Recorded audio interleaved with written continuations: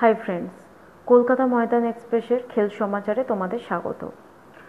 যারা এখনও পর্যন্ত আমাদের চ্যানেলটিকে সাবস্ক্রাইব করোনি তারা অবশ্যই সাবস্ক্রাইব করে নাও এবং পাশের বেল আইকনটি প্রেস করে নাও। আর যারা অলরেডি সাবস্ক্রাইবার আছো তারা অবশ্যই কমেন্টের মাধ্যমে আমাদের জানাও তোমাদের ভিডিও কেমন লাগছে। তো বন্ধুরা, চলো শুরু করা যাক আজকের নিউজ আপডেট। মরশুম শেষ, পরবর্তী মরশুমের শুরুতে চলছে তাই দলবদলের পালা। কোনো প্লেয়ার কোনো ক্লাবের সাথে নতুনভাবে চুক্তি করছে, আবার কেউ ক্লাবের চুক্তির মেয়াদ বাড়িয়ে নিচ্ছে পুরনো ক্লাবের সাথেই। এই সমস্ত খবরের আপডেট নিয়ে আজ খেল সমাচারের প্রথম এপিসোড দলবদলের মরশুম। নতুন মরশুমে মোহামেডান স্পোর্টিং কোচ নির্বাচনের ক্ষেত্রে নতুন চমক দিতে চান। সাদা কালো শীর্ষকর্তারা চান কোচ হিসেবে সুব্রত ভট্টাচার্যকে। তবে সুব্রত ভট্টাচার্যকে চাইলেও এখনও কথাবার্তা প্রাথমিক পর্যায়েতেই সীমাবদ্ধ আছে।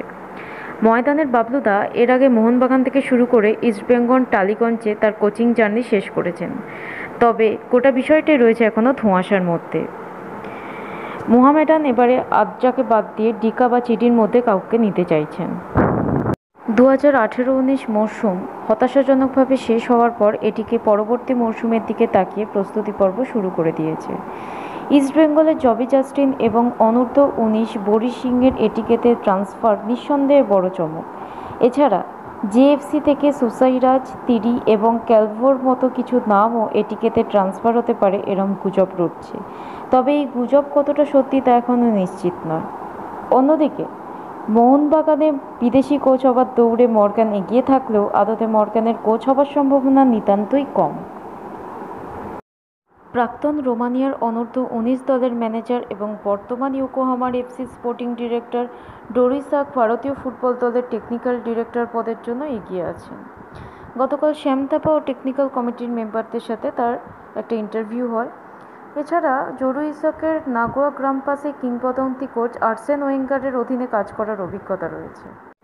বিদেশি ফুটবলার বেছে নেবেন আলেজান্দ্রো নিজেই, কিন্তু ভারতীয় ফুটবলের তালিকাতে কে থাকবে? তিনটে তালিকা তৈরি করেছেন আলেজান্দ্রো, যেখানে পাহাড়ের ফুটবলারদের নাম আছে, সঙ্গে আছে জার্সি নম্বর। ভারতীয় ফুটবলারদের মধ্যে পাহাড়ি ফুটবলারদেরই বেশি পছন্দ আলেজান্দ্রোর। দলবদলের মরশুমে নেরোকা এফসি থেকে কাতসুমি অনেক আগেই চেন্নাইতে সই করেছে। বাকি বিদেশিদের মধ্যে এডু এবং চিডিকে ছেড়ে দেওয়ার সিদ্ধান্ত নিচ্ছে নেরোকা।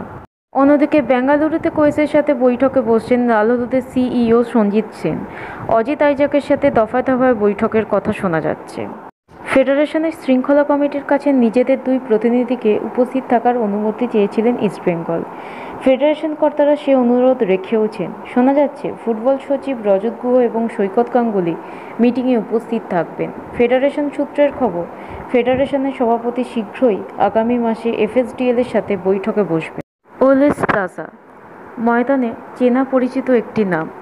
এই মরশুমে চার্চিল ব্রাদার্সের হয়ে আই লিগের সর্বোচ্চ গোলদাতা ছিলেন যুগ্মভাবে। 21টি গোল করেছিলেন তিনি। সূত্রের খবর অনুযায়ী আগামী মরশুমে চার্চিল ব্রাদার্সের সাথে চুক্তি শেষ করছে প্লাজা এবং জামশেদপুর এফসির সাথে গাঁটছড়া বাঁধতে চলেছে। তবে এটা জল্পনা না সত্যি তা জানতে শুধু সময়ের অপেক্ষা। অন্যদিকে চেন্নাই সিটি এফসির ম্যানেজমেন্ট ঘোষণা করেছেন তাদের সাথে গ্রেগরি নেলসনের চুক্তি এই মৌসুমেই সমাপ্ত হয়ে যাচ্ছে। তো বন্ধুরা, খেল সমাচার আজ এই পর্যন্তই। পরবর্তী নিউজ আপডেটের জন্য চোখ রাখো আমাদের ইউটিউব চ্যানেলে।